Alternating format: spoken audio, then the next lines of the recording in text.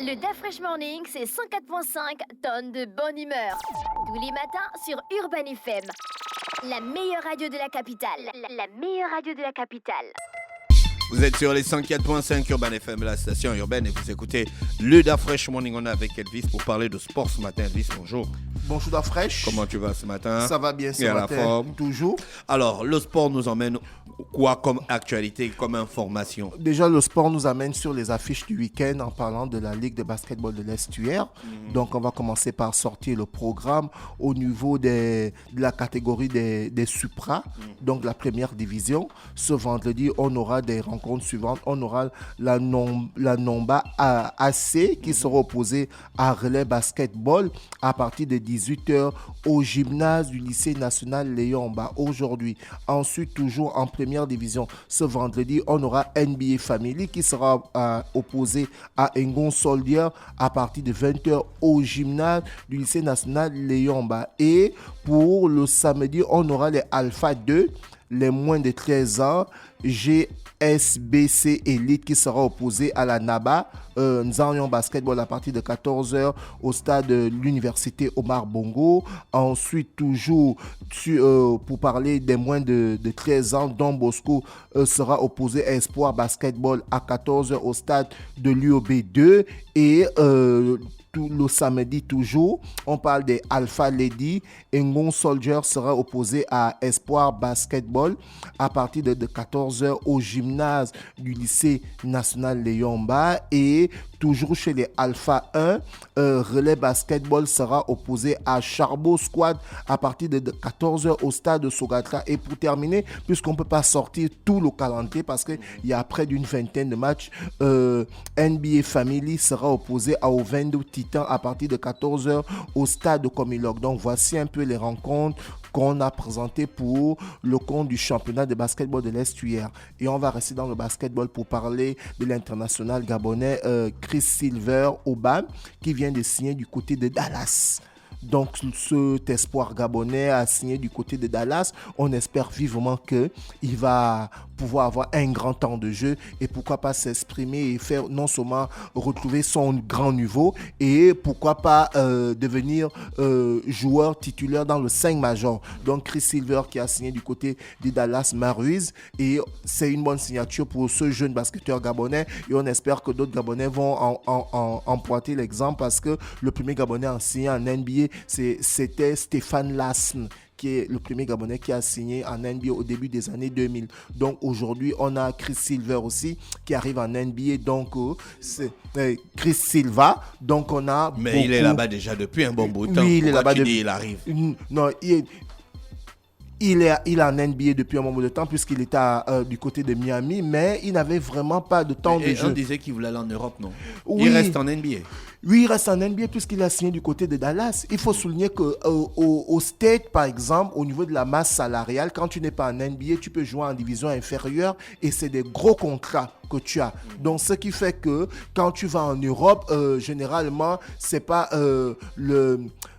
c'est un univers différent et parfois tu peux ne pas avoir la possibilité de revenir en NBA. Donc, le fait que celui-ci a joué en division inférieure et aligné des performances, ça a fait qu'il puisse retrouver le haut niveau et aujourd'hui, il signe du côté de Dallas Mavericks. Donc, voilà un peu pourquoi celui-ci était resté du côté des États-Unis parce que lorsque tu es toujours du côté des États-Unis, tu as la possibilité de remonter en NBA parce qu'il y a des recruteurs qui sont là, il y a des gens qui ont toujours un œil sur toi et tes agents sont là en train de faire le travail. C'est même mieux si on te fait galérer en NBA, c'est même mieux d'aller jouer en D-League. Au moins là-bas, tu grandis. Oui, tu grandis. Tu as plus de temps de jeu. Tu as plus de temps de jeu, tu travailles les fondamentaux, tu travailles l'adresse et c'est ce que Chris Silver a pu faire et aujourd'hui, ça se voit avec la signature Chris Silva avec la signature sur Dallas en fait. Donc voilà un peu le big up sur Chris Silva Obam, l'international gabonais. Le championnat national. Qui va évoluer du côté de Dallas. On va toujours rester du côté de la NBA d'Afresh parce que les 5 majors du All-Star Game sont sortis et on a déjà... Ce sont des Gabonais. Ce ne sont pas des Gabonais, mais c'est le sport et c'est le basketball. Donc de l'autre côté, on a LeBron James qui sera capitaine et de l'autre côté, on a Giannis Antetokounmpo qui sera capitaine. Donc voici les deux capitaines des deux équipes du All-Star Game qui va se passer ce 19 février du côté du Salt Lake City. Salt Lake City, que tu connais très bien, tu es au State. Voilà. Le lac salé. Donc, la cité du lac salé.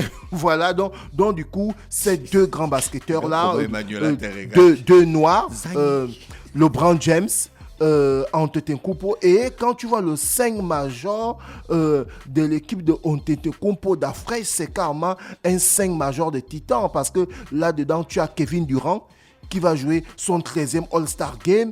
Ensuite, tu as Kyrie Irving qui va jouer son 9e All-Star Game. Ensuite, tu as Antetokounmpo qui a déjà joué 7 fois le All-Star Game. Ensuite, tu as Donovan Mitchell. Et ensuite, tu as Jason Tatum. Tu vois, donc voici un peu le 5 qui sera géré par Antetokounmpo. Et de l'autre côté, lorsque tu regardes l'autre 5 major, eh ben, c'est toujours encore des étoiles. Tu as déjà LeBron James qui a sa 19e fois de jouer le All-Star Game. Ensuite, tu as Stephen Curry qui a sa 9e. Stephen Curry qui a sa 9e fois. Ensuite, tu as Luka Doncic qui, tu te souviens, on avait fait le buzz sur lui qui avait mis près de plus de 60 points en un match. Ensuite, tu as l'autre aussi, Nikola Jokic qui va jouer son 5e All-Star Game. Et ensuite, tu as Zion Williamson. Donc, voici les 2-5 du futur All-Star Game qui va se passer ce 19 février du côté de Chocolate City, comme on venait de dire tantôt. Salt Lake City. Donc, pas chocolate. Salt Lake City. Depuis on te dit, parle les choses du Gabon, tu insistes. Parle du championnat national, tu vas venir parler l'anglais. On va prononcer comme les Britanniques Salt Lake City. C'est ce que je t'ai dit, non? Tu as vu maintenant, non? 6 ans. Donc, du coup, on va parler du football, le football national. Tu faisais quoi en Afrique? Il parlait le français, il regardait Canal. Non, il n'y a pas Canal+. Il n'y a pas Canal+ en Afrique du Sud. Le championnat national. Il y a DSTV en Afrique du Sud. Le championnat national, on commence la première journée. Le championnat national, on va parler du championnat national à la fin. On va d'abord parler de la sortie des Panthères U23, déjà du côté de l'Égypte. Il faut souligner que l'équipe des U23 va jouer la double confrontation en mars prochain face au Cameroun. Donc, les Panthères du Gabon U23 qui se retrouvent actuellement du côté du Caire en Égypte pour un match amical en vue de la préparation de la double confrontation face aux Lions indomptables du Cameroun en mars prochain. Donc, il s'agira pour ces Panthères du Gabon U23 qui vont rencontrer l'équipe U23 d'Égypte, parce qu'il faut préparer cette double confrontation face au Cameroun pour le 3e tour des éliminatoires de la Coupe d'Afrique U23. Donc, pour mieux aborder le Cameroun, la Fédération gabonaise de football a trouvé mieux que ces joueurs puissent se retrouver du côté de l'Égypte où ils vont livrer quelques matchs amicaux et ils pourront évidemment être prêts pour aborder cette double confrontation parce qu'il va falloir sortir des résultats positifs pour être qualifiés pour la Coupe d'Afrique des moins de 23 ans. Donc, le coach des Panthères U23 évidemment a fait sa liste et dans la liste, on retrouve beaucoup de joueurs, par exemple, comme Junior Bekale qui joue au Stade Mandji, les gars du championnat national. Ensuite, on a Andom Jessiril qui joue du côté du CF Mounana. Ensuite, on a Parfait Ondoeya qui joue à Missile. Donc, ce sont ceux-là qui vont défendre la cage de cette équipe U23. Je parle des gardiens. Ensuite, en défense, on a Aimé Bungi du CF Mounana, on a Marvel Goulou de Lozo Sport, on a Lord Lata de Stade Mandji, on a Louembe de Lozo Sport, on a Axel Dalvemba de l'USB, on a Marcus Mombo de Lozo Sport. Ensuite en milieu, on a Roy de Stade Mandji, on a Jean Ngunga de Stade Mandji, on a Hans Mumba de Lambaréné Athlétique, on a Josias Mingom de Lozo Sport et en attaque, on a Mboula Kombila Dan de Ombilanzembi, on a Giovanni Mouyalou de l'Ozosport, on a José Bekale de Stade Manji, on a Chris Ndong Bitege de l'USB et on a Malangé Moutsinga Ruben de Family FC. Donc voici les 23 qui ont été retenus pour ceux qui sont actuellement du côté du Caire en Égypte, où ils auront quelques matchs amicaux pour préparer la double confrontation face au Cameroun. Ils jouent au Cameroun. Non, ils vont jouer la double confrontation face au Cameroun, les U23 du Cameroun. Ils vont jouer ça où?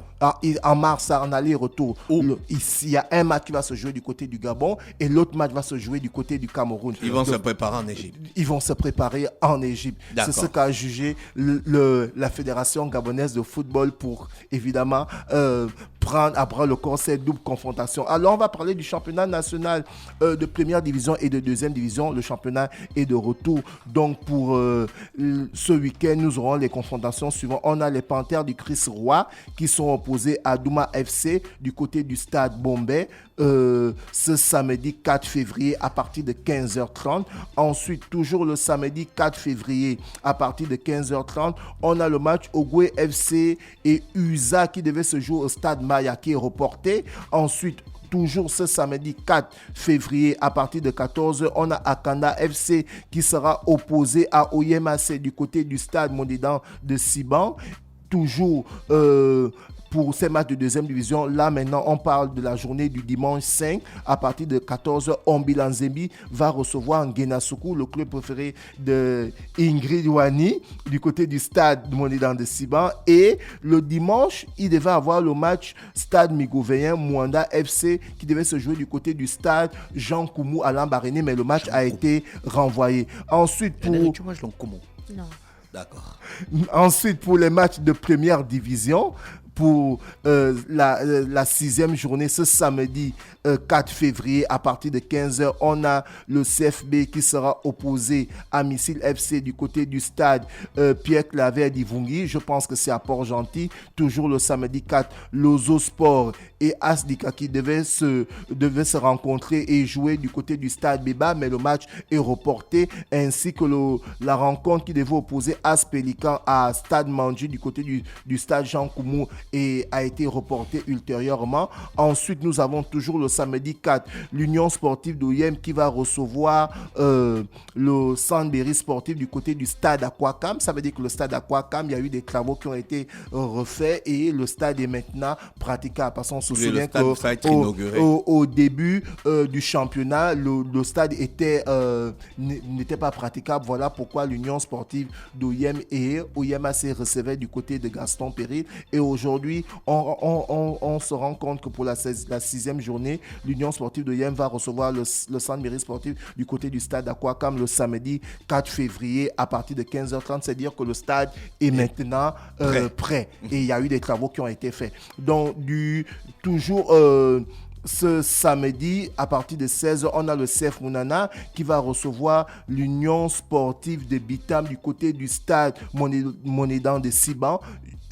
Ce match-là sera fait parce que lorsque l'Union sportive de Bitam et le CF Mounana jouent, c'est pratiquement un choc. Sur le plan national, on parle des deux grands clubs. Et toujours le samedi, le Football Canon 105 va recevoir Bouengidi FC au stade Idriss Ngari à Ovendo.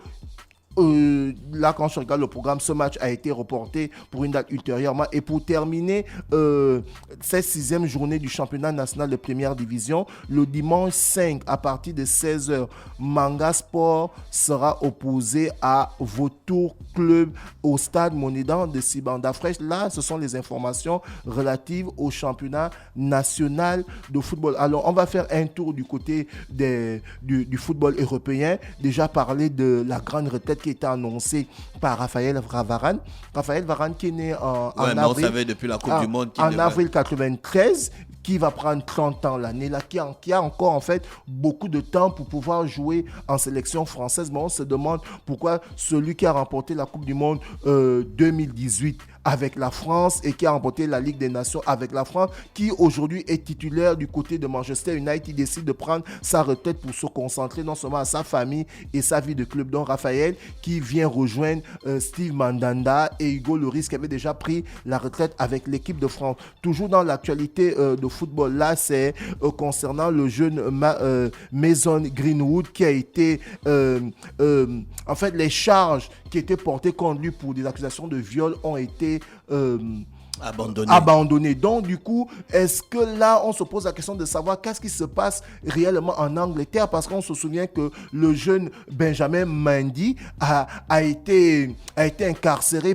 pour des faits similaires, mais après des enquêtes approfondies, cela a été déclaré qu'il était non coupable. Donc aujourd'hui, qu'est-ce qui se passe du côté de l'Angleterre? Qu'est-ce que les ex-copines ont avec leur ex? Parce que pour le jeune Mason Greenwood, c'est son ex-copine qui l'avait accusé de tentative de viol et d'agression. Bon, on ne sait pas ce qui se passe du côté de l'Angleterre, mais on espère vivement que ces différents scandales vont s'arrêter. Et toujours pour les informations du football, le jeune Kylian Mbappé qui s'est blessé, qui sera out pour la confrontation qui va opposer le Paris Saint-Germain et le Bayern de Munich pour les huitièmes de finale de la Ligue des Champions. Donc c'est un gros coup dur pour l'équipe parisienne et l'information passait même du côté du IC où les journalistes faisaient savoir qu'en fait ce jeune Kylian Mbappé a été très très mal utilisé parce qu'il est sorti d'une Coupe du Monde où il a joué 7 matchs sur 7 et ensuite il a encore joué des matchs qui n'étaient pas vraiment importants. Donc voilà un peu comment Christophe Galtier, le coach du Paris Saint-Germain, a géré son attaquant vedette et son meilleur joueur et il va manquer cette phase aller des huitièmes de finale de la Ligue des Champions et c'est un gros coup dur pour le Paris Saint-Germain. Ensuite, on va parler du Football Club de Chelsea, ton club préféré, qui a fait un recrutement incroyable. En fait, c'est la première fois qu'un club fait autant de dépenses pour le mercato d'hiver. 329,5 millions d'euros qui ont été dépensés par le Football Club de Chelsea. Il s'agit de Enzo Fernandez qui a coûté 121 millions. Ensuite, on a mis Kailo qui a coûté 70 millions. Ensuite, on a Benoît qui a coûté 38 millions. Ensuite, on a Noni Makweke qui a coûté 35 millions. Ensuite, on a Malo Gustavo qui a coûté 30 millions. André Santos qui a coûté 12 millions. Darko Fofana qui a coûté 12 millions et Joao Félix 11 millions, donc ce qui fait un total de 229 millions et demi pour le Football Club Chelsea. On espère que ce recrutement massif dans ce mercato d'hiver va permettre à Chelsea de quitter à la 10e place pour se retrouver au top 3, pourquoi pas au top 4 pour être qualifié pour la Ligue des Champions pour la saison prochaine. Merci Elvis avec nous ce matin sur les 104.5 Urban FM, la station urbaine dans Lutte Fresh Money. Pour parler de sport, on se retrouve juste derrière avec le versus du jour. Le Da Fresh Morning, c'est 104.5 tonnes de bonne humeur. Tous les matins sur Urban FM. La meilleure radio de la capitale. La meilleure radio de la capitale.